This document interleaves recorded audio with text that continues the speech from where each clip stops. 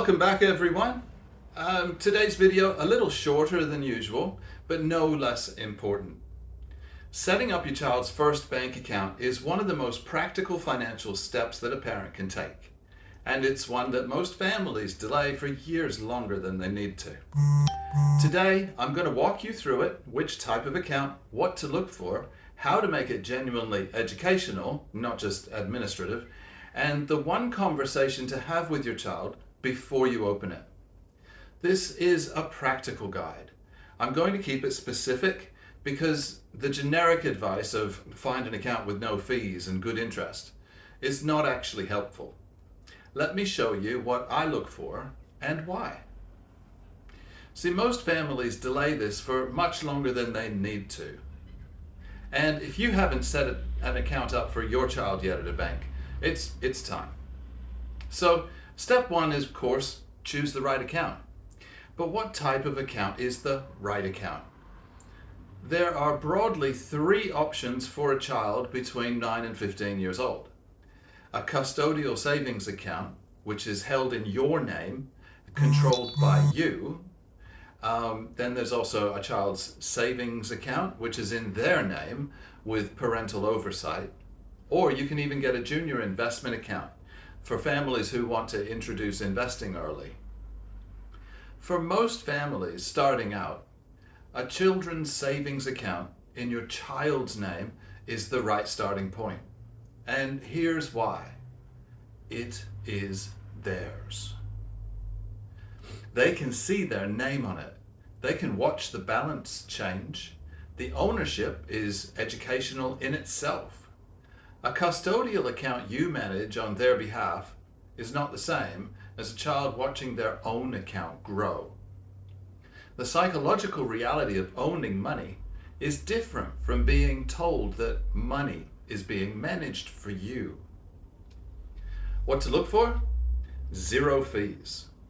Honest interest rate. Any positive interest is a win at this stage. You're not optimizing for yield, you're optimizing for education. A no minimum balance requirement, and ideally a way for the child to check the balance themselves. An app, a card, or a passbook. It's the visibility that matters. So remember, you're not optimizing for yield, you're optimizing for education. And the second step is to have the conversation before you open it. And this is the step that most parents miss. Have the conversation with your child before you open the account. Not a lecture about the importance of savings. A specific conversation about what this account is for. Ask them, what would you like to save for? Let them name something. It does not need to be sensible or long-term. A 9-year-old saving for a game or a toy or an experience, that's fine. The goal is for the account to have a purpose from day one, not just to be like an abstract container.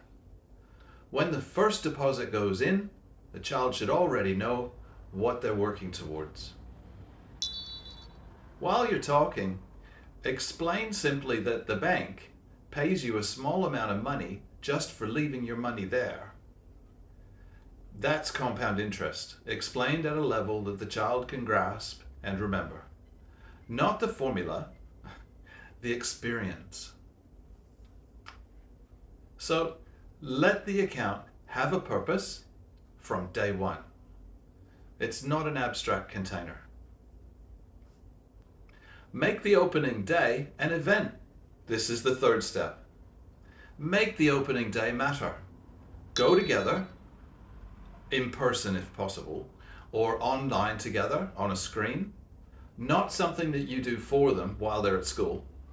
Let them hand over the first deposit.